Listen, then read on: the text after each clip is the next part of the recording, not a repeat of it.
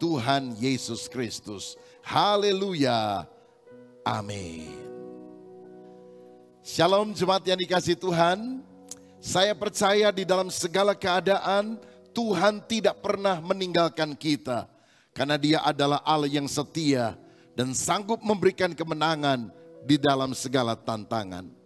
Hari ini saya akan menyampaikan firman dengan judul Berjumpa Tuhan di Saat Sulit. Saya tahu saat sulit, masa kesusahan adalah hal yang tidak kita harapkan. Tetapi itu bisa kita alami secara tiba-tiba. Hari-hari ini kesulitan sedang terjadi di mana-mana karena wabah corona menjadi pandemi di seluruh dunia. Lebih dari 100 negara yang sudah terjangkit oleh virus ini. Banyak orang yang sudah meninggal dunia. Pemerintah juga memberikan anjuran agar kita bisa belajar di rumah, bekerja di rumah, dan juga beribadah di rumah. Walaupun hal ini sebetulnya tidak mudah, khususnya bagi pekerja harian yang kalau mereka tidak bekerja setiap hari di luar rumah, bagaimana mereka bisa mendapatkan uang untuk melanjutkan kehidupan. Ini bukan hanya soal kesehatan, ini juga menyangkut hal-hal yang berkaitan dengan ekonomi seseorang. Tapi tahukah saudara bahwa pada masa sulit sekalipun Tuhan bisa menyatakan kuasa-Nya. Karena seringkali kalau kita melihat di dalam Alkitab, seseorang mengalami perjumpaan dengan Tuhan bukan pada saat situasi tenang, tapi saat sulit yang terjadi dalam kehidupan. Dalam Yesaya 6 ayat 1 dikatakan, dalam tahun matinya Raja Uzia, aku melihat Tuhan duduk di atas tahta yang tinggi dan menjulang, dan ujung jubahnya memenuhi bait suci. Kapan Yesaya mengalami perjumpaan dengan Tuhan, bahkan kemudian Tuhan memanggil dia menjadi hamba-Nya. Ini aku, utuslah aku, kemudian itu yang dijawab oleh Yesaya. Bukankah pada masa kesulitan, Alkitab tadi berkata, dalam tahun matinya Raja Uzia, aku melihat Tuhan. Saudara sekalian, bagi kita, kalimat itu mungkin berbunyi, dalam tahun usahaku bangkrut, aku ketemu dengan Tuhan. Dalam tahun pacarku digait orang, aku ketemu dengan Tuhan. Masa yang sulit seringkali merupakan cambuk yang efektif untuk kita memalingkan perhatian hanya kepada perkara-perkara duniawi dan menengadah kepada Tuhan Allah Sang Pencipta. Ingatkah saudara kapan Daniel mengalami perjumpaan dengan Tuhan secara luar biasa? Apakah ketika dia ada di istana raja? Tidak. Tapi justru ketika dia ada di gua singa, dia mengalami mujizat Tuhan karena singa tidak menerkam dia. Saudaraku, kapan Sadrah, Mesa, dan Abednego mengalami kedekatan mujizat terbesar dalam hidupnya? Bukankah ketika dia sedang mengalami masalah karena mereka tidak mau menyembah patung yang didirikan oleh raja, mereka dimasukkan di dalam dapur api. Tapi justru di dalam dapur api mereka ketemu dengan Tuhan karena api itu tidak menghanguskan mereka. Daud juga adalah orang yang mengalami perjumpaan dengan Tuhan ketika dia mengalami lembah kekelaman. Dalam Mazmur 23 dikatakan, Tuhan adalah gembalaku, tak akan kekurangan aku. Ia membaringkan aku di padang yang berumput hijau. Ia membimbing aku ke air yang tenang. Ia menyegarkan jiwaku. Ia menuntun aku ke jalan yang benar oleh karena namanya. Ketika dia mengalami situasi yang nyaman, Tuhan dipanggilnya dengan julukan Ia. Kata ganti orang ketiga.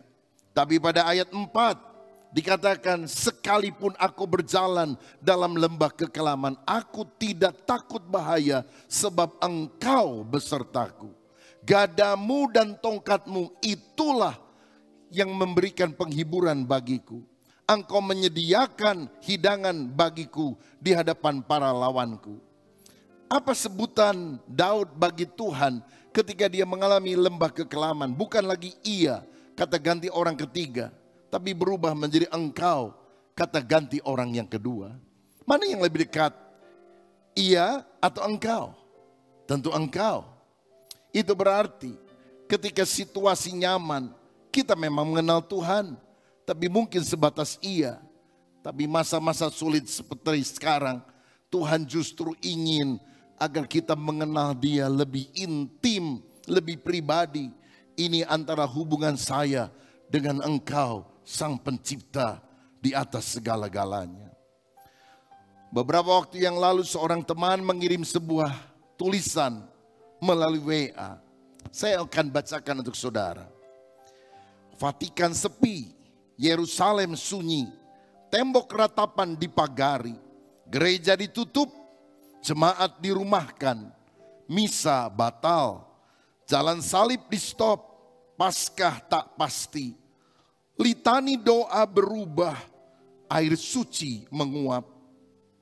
Corona datang seolah-olah membawa pesan bahwa ritual itu rapuh.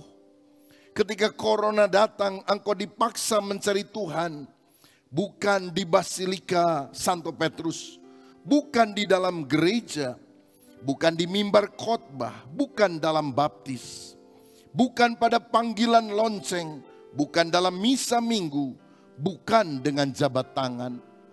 Melainkan pada kesendirianmu, pada mulutmu yang terkunci, pada hakikat yang senyap, pada keheningan yang bermakna.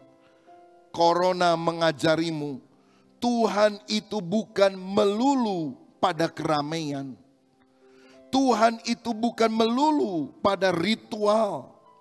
Tuhan itu ada pada jalan keputusasaanmu dengan dunia yang berpenyakit. Corona memurnikan agama bahwa tak ada yang boleh tersisa kecuali Tuhan itu sendiri. Datangi, temui dalam doa dan kenali Dia melalui perkataannya di saat yang teduh. Bukankah kalimat-kalimat tadi menyadarkan kita bahwa ibadah sejati itu bukan gedung gerejanya, bukan loncengnya, bukan alat musiknya, tapi kedekatan kita pribadi dengan Tuhan. Dan itulah yang Tuhan sedang lakukan kepada kita umatnya, bukan hanya di Indonesia tapi juga di seluruh dunia.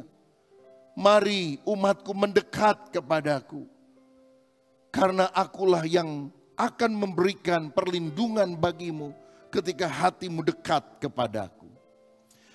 Muncul sebuah pertanyaan, apakah ibadah itu harus di gedung gereja? Karena selama ini tentu kita sudah menggunakan gedung gereja sebagai tempat pertemuan ibadah. Kalau saya baca dalam perjanjian lama, memang belum ada gedung gereja pada waktu itu. Bagaimana orang beribadah kepada Tuhan? Mereka melakukan apa yang disebut sebagai mesbah keluarga.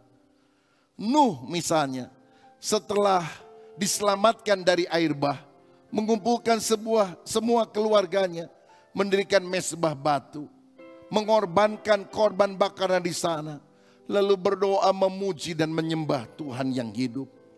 Abraham adalah orang yang dari satu tempat perhentian ke tempat perhentian yang lain selalu mendirikan mesbah sebagai tanda doa, ucapan syukur, dan merindukan keterlibatan Tuhan dalam hidupnya. Ayub juga adalah orang yang setiap kali habis pesta dia kumpulkan istri dan anak-anaknya, mendoakan mereka, beribadah kepada Tuhan. Saudara, berarti di dalam perjanjian lama, ibadah dilakukan bersama dengan keluarga. Dan siapa yang menjadi imam? Bukan pendeta, tapi bapak menjadi imam. Dan ibu menolong imam untuk bisa menjadi orang yang memberkati, memuridkan anak-anaknya. Peran ini sudah lama digantikan oleh para rohaniwan di gedung gereja. Tapi pada saat semacam ini, bukankah ini merupakan panggilan bagi kita? Setiap pria, setiap bapak harus menjadi imam di dalam keluarganya, dibantu oleh istrinya. Sehingga ibadah bukan soal seremonial, tapi ibadah bicara soal hati yang melekat kepada Tuhan. Aku dan seisi keluargaku, kami akan beribadah kepada Tuhan. Kalau dulu mereka melakukan dengan cara demikian, bukankah pada masa kini kita seharusnya melakukan dengan cara demikian? Karena itu kita telah membuat panduan mesbah keluarga harian yang saudara bisa dapatkan tuntunannya melalui sosial media atau khususnya apps dari gereja kita. Saudara tinggal cari apps-nya dan kemudian ketik GBI Bethel, lalu saudara download. Saudara bisa dapatkan seluruh resources itu secara gratis untuk melengkapi iman kita. Selanjutnya, bagaimana ibadah dilakukan pada masa perjanjian baru? Saya melihat ibadah seringkali dilakukan di rumah-rumah. Ketika Yesus melakukan perjamuan malam yang terakhir, bukankah dia menggunakan sebuah rumah bagian lotengnya di kota Yerusalem? Dan juga Alkitab berkata rumah Maria ibu Yohanes Markus seringkali digunakan untuk orang-orang percaya bersekutu satu dengan yang lain. Rumah Filemon pun digunakan sebagai tempat ibadah. Kini setelah ribuan tahun, gedung gereja yang digunakan atau tempat umum yang kemudian difungsikan hanya untuk tempat ibadah. Tetapi saya percaya bahwa sebetulnya gereja itu bukan gedungnya. Gereja adalah kita, kumpulan orang-orang yang percaya kepada Yesus. Jadi kalau pada hari Minggu kita pergi ke gedung gereja, sebetulnya gereja, yaitu saya dan saudara yang percaya kepada Yesus, sedang pergi ke gedung. Dan kalaupun kita meninggalkan gedung gereja, itu bukan berarti kita berhenti beribadah. Karena ibadah adalah seluruh totalitas kehidupan kita yang seharusnya kita persembahkan kepada Tuhan. Engkau bisa ada di rumah, tapi hatimu terangkat kepada Tuhan. Engkau berdoa mengucap syukur, itu adalah ibadah. Karena ibadah bukan soal tempat, tapi sikap hati. Yesus pernah berkata dalam Yohanes 4 ayat 21 dan 24. Kata Yesus kepada wanita Samaria ini, percayalah kepadaku, hai perempuan, saatnya akan tiba bahwa kamu akan menyembah Bapa bukan di gunung ini dan bukan juga di Yerusalem. Jika demikian, di mana kita harus menyembah? Bukan soal tempatnya. Ayat 24, Yesus berkata, Allah itu roh dan barang siapa menyembah Dia harus menyembahnya dalam roh dan kebenaran. Ini soal sikap hati kita. Bukan di mana saudara beribadah, bukan gedungnya, tapi relasi kita yang kita harus bangun dengan Tuhan. Sikap hormat kepada Tuhan. Beberapa waktu yang lalu Sinode Gereja Bethel Indonesia telah memberikan himbauan. Bagi jemaat-jemaat yang berada di wilayah yang telah terpapar corona, disarankan untuk ibadah di rumah-rumah. Agar kita juga bisa memutus mata rantai penyebaran virus ini. Tapi bagi daerah yang tidak atau yang belum terpapar oleh virus corona, semoga tidak, maka gereja bisa beribadah di dalam gedung. Maksud saya orang percaya sebagai gereja bisa beribadah di dalam gedung, tapi dengan protokol kesehatan tinggi dan social distancing. Maksudnya apa? Kalau masuk, pakailah pengukur suhu tubuh. Kalau di atas 37,5 derajat Celcius misalnya, maka disarankan orang dalam kondisi yang kurang sehat itu pulang ke rumah. Atau kita juga tidak saling berjabat tangan satu dengan yang lain. Kita bisa menggunakan jenis salam yang lain. Misalnya salam sehati atau salam damai. Lalu kemudian menyediakan hand sanitizer untuk masuk sebuah ruangan yang seharusnya telah disemprot dengan cairan disinfektan. Lalu kemudian bangku dijarangkan minimal 1 meter lebih supaya tidak bersentuhan satu dengan yang lain. Memang lebih ribet daripada biasanya, tapi bukankah itu demi keamanan dan kesehatan kita bersama? Saudara-saudara, kita juga bisa melakukannya secara online jika memang di daerah itu telah didapati orang-orang yang terkena virus ini.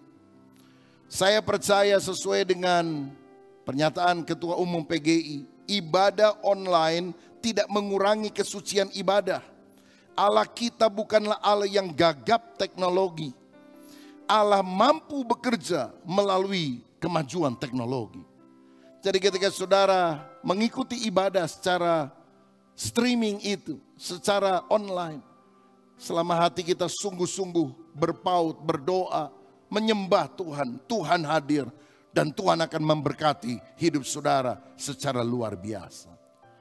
Dan bukankah mengikuti ibadah di rumah masing-masing merupakan bagian daripada dukungan kita kepada himbauan Presiden untuk kita belajar, bekerja dan beribadah di rumah. Kita tentu harus menjaga kesehatan, rajin mencuci tangan dengan benar, makan makanan yang bergizi, vitamin-vitamin yang meningkatkan kekebalan tubuh kita supaya kita fit senantiasa. Juga izinkan kita terpapar matahari tubuhnya, jangan hanya di dalam ruangan terus, supaya kita lebih sehat. Nah sekarang saudara, bagian yang terakhir, apa sikap yang harus kita miliki ketika kita menghadapi masa-masa sulit ini? Ada dua hal yang ingin saya bagikan. Yang pertama, kita harus bertobat kepada Tuhan. Saudara, kenapa Tuhan izinkan virus jahat ini merajalela di mana-mana? Saya percaya Tuhan bukan sumber kejahatan. Iblis, roh jahatlah yang menyebabkannya. Tapi kenapa Tuhan dalam kemahatauannya mengizinkan hal ini terjadi? Mungkin ini adalah lonceng, cambuk untuk kita bertobat, berpaling kepada Allah. Karena kita menyadari semua yang kita kejar di dunia ini fana. Dan pada akhirnya Tuhan memanggil kita untuk memiliki hubungan yang akrab, baik. Kita harus bertobat dan percaya kepada Yesus agar dosa kita diampuni dan kita diselamatkan. Dalam 2 Tawarik 7 ayat 13 dan 14 dikatakan, bila mana aku menutup langit sehingga tidak ada hujan, dan bila mana aku menyuruh belalang memakan habis hasil bumi, dan bila mana aku melepaskan penyakit sampar di antara umatku, dan umatku yang atasnya namaku disebut, merendahkan diri, berdoa, dan mencari wajahku, lalu berbalik dari jalan-jalan yang jahat, maka aku akan mendengar dari sorga, dan mengampuni dosa mereka, serta memulihkan negeri mereka. Ini janji Tuhan. Kalau kita bertobat, kalau kita berdoa, kalau kita berbalik dari jalan-jalan kita yang jahat, kita tidak lagi menyombongkan kehebatan kita, kehidupan kita, tapi merendahkan hati mohon ampun kepada Tuhan. Tuhan berjanji Dia akan mengampuni segala dosa kita, dan Dia juga akan memulihkan negeri ini. Saya berdoa supaya Indonesia dipelihara oleh Tuhan. Segala virus ini dihalaukan oleh kuasa Tuhan. Bahkan negara-negara yang lain juga mengalami pemulihan hanya karena belas kasihan Tuhan. Mari saudaraku, kita sungguh bertobat kepada Dia. Dan yang kedua, apa yang kita harus lakukan pada masa sulit seperti ini? Kita harus melekat kepada Tuhan, bertobat kepada Tuhan, dan melekat kepada Tuhan. Dalam Mazmur 91 ada janji Tuhan bagi orang yang sungguh-sungguh menjadikan Dia sebagai pelindungnya. Dikatakan di ayat 5-7, engkau tidak usah takut terhadap kedahsyatan malam, terhadap panah yang terbang di waktu siang, terhadap penyakit sampar yang berjalan di dalam gelap, terhadap penyakit menular yang mengamuk di waktu petang. Walau 1000 orang rebah di sisimu dan 10.000 di sebelah kananmu, tetapi itu tidak akan menimpamu. Haleluya.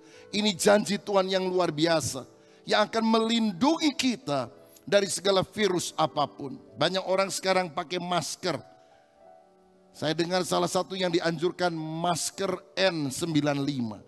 Tapi saya mau katakan ada masker yang lebih hebat daripada itu, M91. Mazmur 91. Kalau kita sungguh berharap kepada Tuhan, Tuhan berjanji akan memproteksi kita. Apa syaratnya? Ayat 14. Sungguh hatinya melekat kepadaku, kata Tuhan. Maka aku akan meluputkannya, aku akan membentenginya, sebab ia mengenal namaku. Siapa nama Tuhan? Yesus Kristus. Kalau engkau sungguh percaya kepada Yesus dan hatimu melekat kepada Dia, nama di atas segala nama, maka Tuhan akan meluputkan dari segala sakit penyakit, menyembuhkan kita. Karena itu saudara, mari kita hidup erat dengan Tuhan, melekat kepada Dia.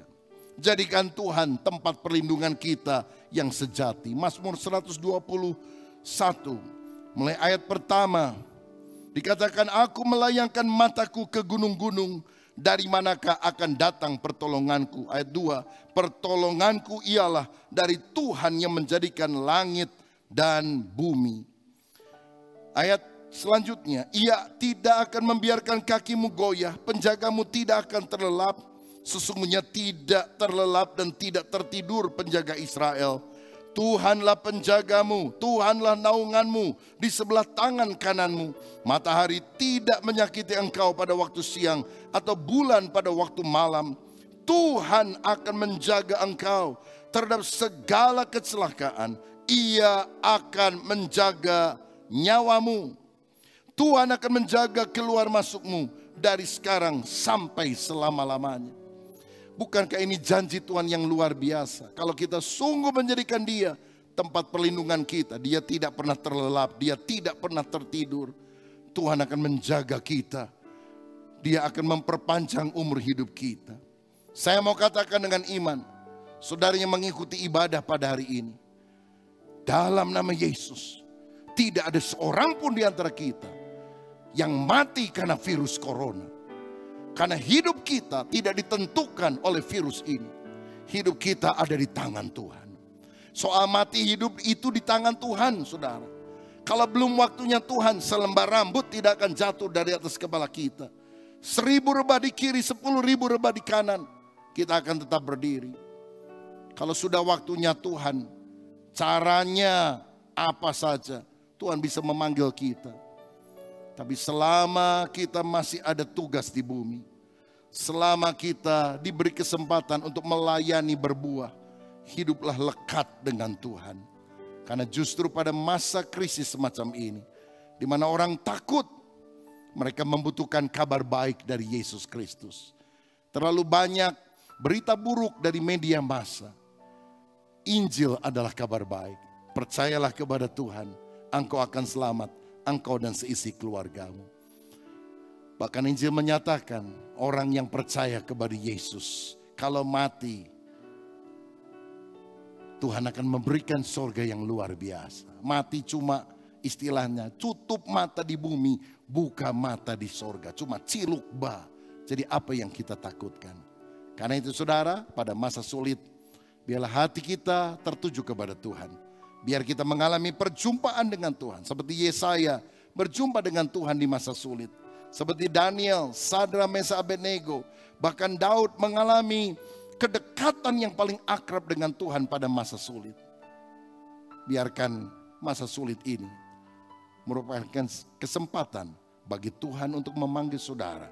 Untuk hidup lebih dekat kepada Dia. Karena Dia Bapa yang setia.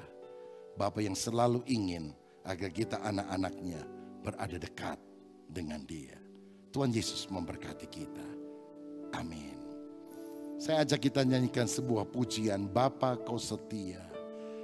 Bapa Kau setia. Bapa Kau mulia. Tenanglah jiwaku dalam bersamamu.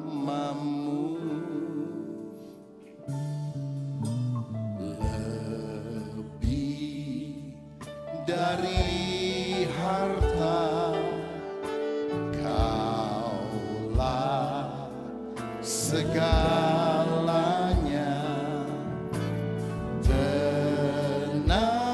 Tenanglah jiwaku dalam hadirat-Mu.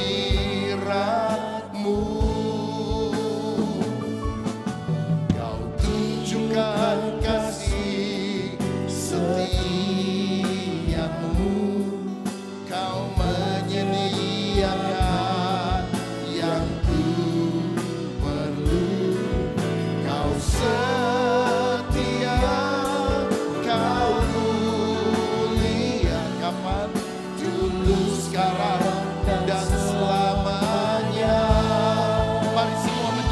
sembah Tuhan. Kau tunjukkan kasih setiamu, Kau menyediakan yang ku perlu. Kau setia, Kau mulia, Bapa, Kau setia. Kau tunjukkan kasih setiamu. Muliakan Dia. Dia Allah yang setia. Dia tidak pernah meninggalkan kita. Kau setia, Kau kapan dulu, sekarang, dan selamanya. Haleluya. Kau tunjukkan kasih setiamu, Kau menyediakan yang ku perlu.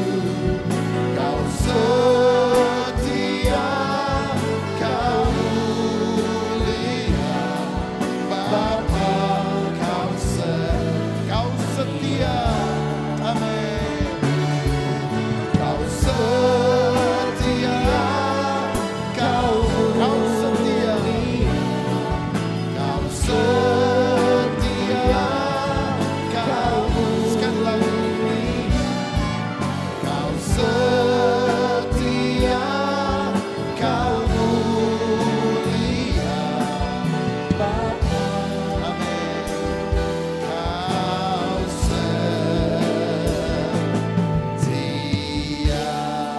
Haleluya. Kami memuji-Mu Tuhan. Engkau Bapa yang setia, tidak pernah meninggalkan kami. Kami percaya kepada-Mu Yesus, Engkau perlindungan kami. Haleluya. Mari kita berdoa bersama.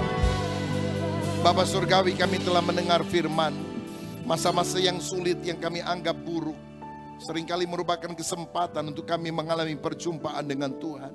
Kami rindu berjumpa dengan Engkau, karena hidup ini paling bahagia ketika kami mengenal Engkau, Sang Pencipta, Raja di atas segala raja.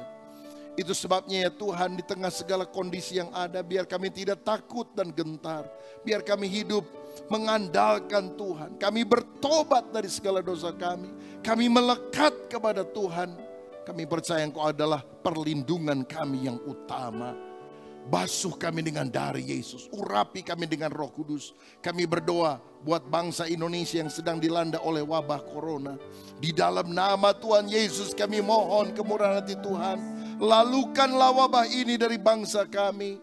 Ya Tuhan, supaya penularan itu segera berhenti. Dan akhirnya orang-orang yang sakit bisa disembuhkan oleh kuasa Tuhan. Berikan pemerintah hikmat, wibawa, kemampuan untuk dapat mengatasi hal ini. Dan segala perkara-perkara yang jahat yang berusaha untuk mengacaukan bangsa kami, kami patahkan di dalam nama Tuhan Yesus Kristus. Biar setiap keluarga yang mengikuti ibadah pada hari ini diproteksi oleh Tuhan, diberkati oleh Tuhan. Terima kasih Bapa. Kami percaya berkat-Mu mengalir di dalam nama Tuhan Yesus Kristus. Haleluya. Amin. Kiranya Tuhan memberkati saudara, dan mari kita akan mendengarkan pengumuman gereja. Tuhan memberkati.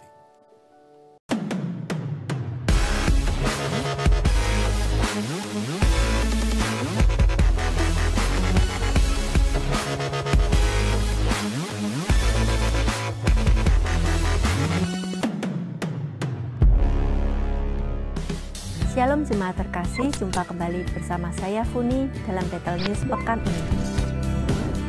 Hari ini Kamis tanggal 19 Maret